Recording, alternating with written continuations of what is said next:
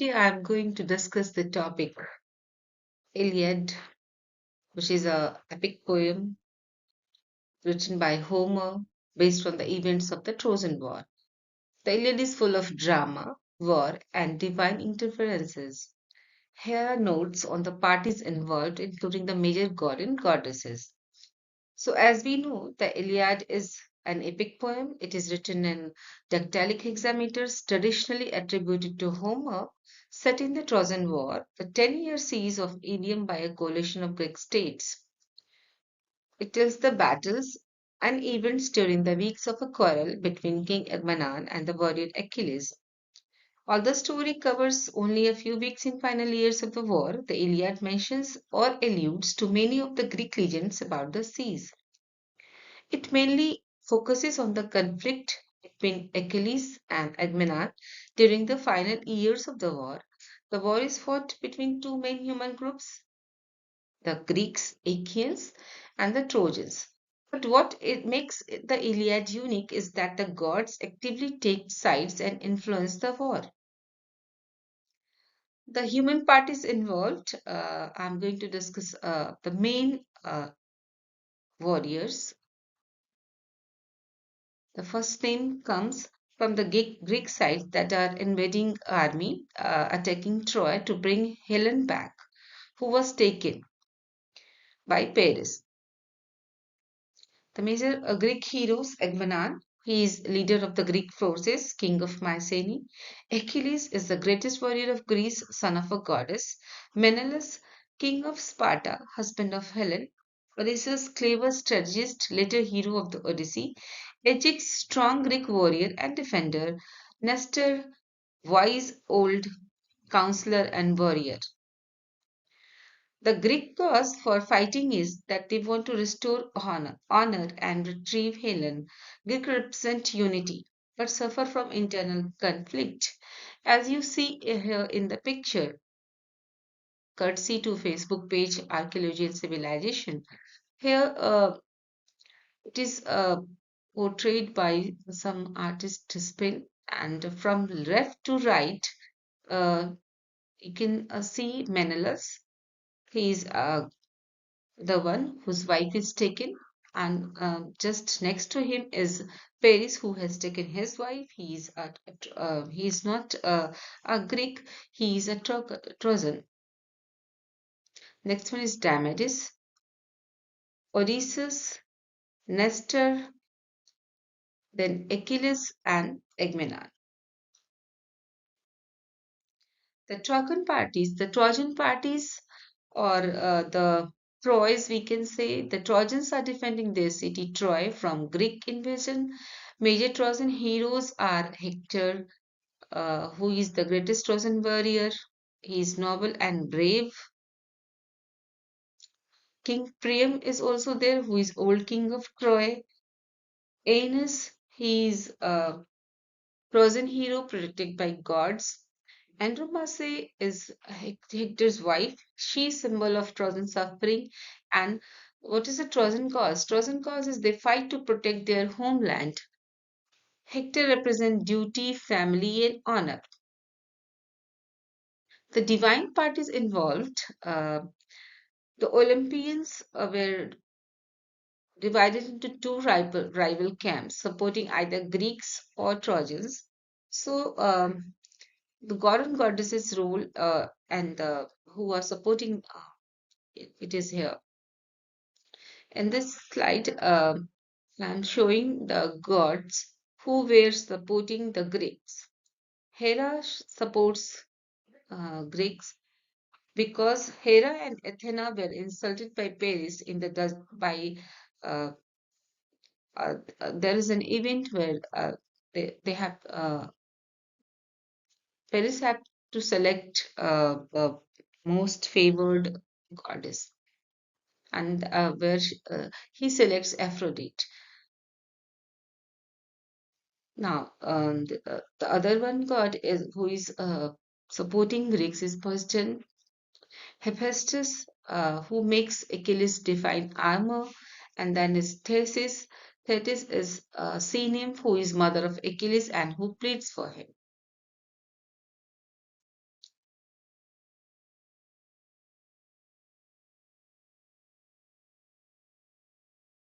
The divine party involves and who are supporting Greeks.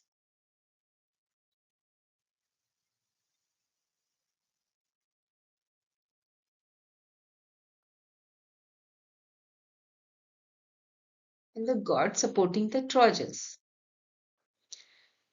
God goddesses who are supporting Trojans are Apollo, who protects Troy, sends plagues against Greeks, and Aphrodite, who protects Paris and supports Trojan. Then is Ares, god of war, who fights for Trojans. Artemis supports her brother Apollo. Zeus tries to remain neutral but often favors Troy. And the god roles in the epic is that interfere directly in the battle, saves heroes from death, cause disasters like plague, reflect human emotions like anger, pride, jealousy. Example, Apollo helps Hector, Athena supports Achilles, Zeus control fate but cannot stop destiny. The central conflict is the main conflict is not only between Greeks and Trojans but also Achilles, Achilles versus Agamemnon, pride versus and honor, Hector versus Achilles, duty versus race, God versus God, divine rivalry. Here, I have the pictures of the gods involved and a brief introduction about them so that you can understand who's who. Hephaestus, as you see, he is the god of blacksmiths in Greek mythology. He stands out as the only one born solely from Hera, the queen of gods. This unique god refined the metalworking skills while living away on the island of Lemnos. His exceptional creations, such as the winged helmet of Hermes and powerful shield of Achilles, earned him the place of respect among the gods on Mount Olympus. Now, here is the Hera. Hera is the sovereign of Olympus, and her influence on ancient Greek is very deep. She's the queen of uh, Olympus, and the symbols that she represent is the peacock and the pomegranate. Peacock is steeped in the symbolism. The peacock, which is with his radiant plumage and regal demeanor, mirrors Hera's royal status and beauty. The pomegranate fruit abundant with seed represent fertility and the blessings of a fruitful marriage, aligning perfectly with Hera's role as a goddess of marriage and family. Athena is the Greek goddess of wisdom. She holds a special spot in the world of Greek mythology. She made an unusual entrance into the world by being born fully grown, right out of the forehead of Zeus. This unique birth story reflects her essence as a symbol of wisdom and strategy, especially in war. Athena is often associated with an owl, a creature known for its keen insight. She is famous for lending her smarts to heroes like Perseus and Odysseus, helping them navigate their adventures successfully. But her impact isn't just limited to battlefield tactics. She is also a significant figure in the fields of art, literature, and philosophy.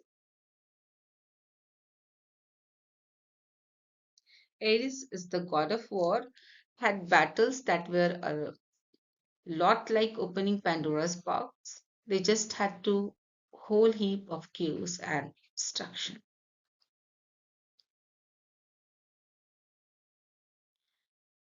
This is the hunting goddess Artemis, who is a boss when it came to wildlife. With her divine arrow, she played a key role in managing and protecting animals.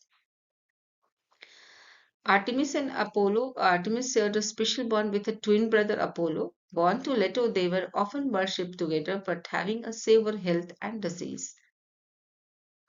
She is symbol of chastity and virginity, and she's a very harsh and brutal side of nature when she's she gives and she held to both cause and prevent revenge. And she is also known as moon goddess. She was also linked to the moon, offering a neat balance to Apollo's ties with the sun.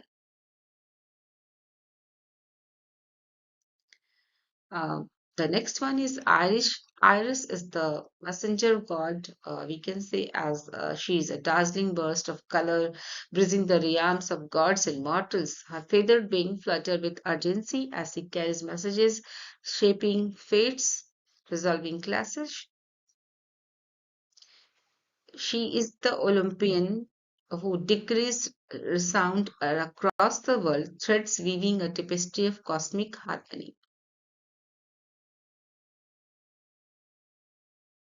Apollo was predominantly recognized for his prophetic prowess and his divine role of plague, healing, and purification. However, with the onset of the classical era, Apollo's association with the arts began to crystallize, evolving him into the gods of music, poetry, and beauty. Aphrodite, also known as Venus in Roman tales, Aphrodite is a goddess of love and beauty. The story goes that she promised Paris, a simple Trojan Zephyr, the world's most beautiful woman, if he would proclaim her the fairest of the goddesses. Aphrodite wasn't just a doting mother to Ares, a heroic Trojan. She also had Paris back throughout this age-old conflict. Aphrodite promise tempted Paris into running off with Helen, which ignited the Trojan War. The Greek and Roman gods took sides, and Aphrodite shook things up by stirring desire and love to sway the outcome on the battlefield. When the war ended, Aphrodite's influence was still felt. After all, her promise to Paris was the root cause of the conflict. President Trident, a three-pronged spear, symbolizes control over the ocean depth, and he's the sea god. He is iconic representation of maritime power and Greek mythology's lasting impact.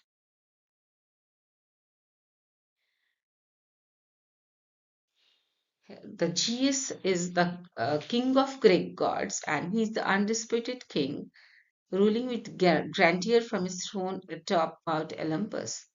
Olympus.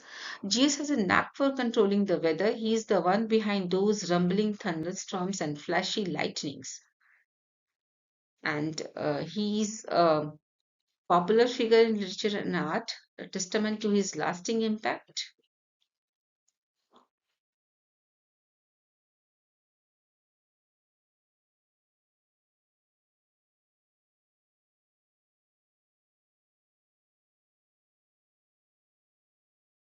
And here is Thetis. Thetis was a goddess of sea and the leader of the 50 Nereids. Like many other sea gods, she possessed the gift of prophecy and power to change her shape at will. Because of her prophecy that she was destined to bear a son greater than his father, Zeus had her many a mortal man Peleus, the chosen groom, was instructed to ambush her on the beach and not release his grasp on the struggling goddess as she metamorphosed into a host of shapes. The couple were afterwards married in a ceremony attended by the gods of heaven. She bore a son, the celebrated hero Achilles. In her desperate attempt to protect her son during the Trojan War, Thetis called in many favors from the gods. These included Hephaestus and Dionysus, both of whom she had given refuge in the sea as they faced crises of youth and Zeus, whose throne she had protected by summoning the giant Boreas Asian when the gods had sought to bind him. Thetis' name is connected with the ancient Greek word thesis, creation, and thesis.